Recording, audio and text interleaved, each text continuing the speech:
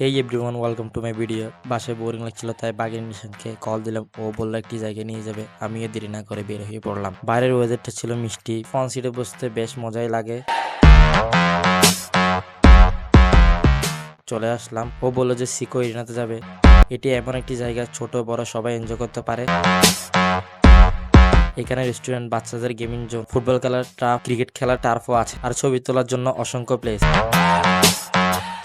আমরাও ভিতরে ঢুকে কিছু ছবি তুললাম।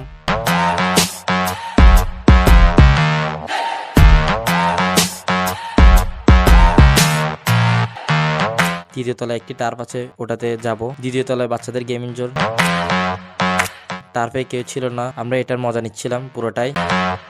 এখান থেকে বেরিয়ে আমরা চলে গেলাম অন্য সাইডে।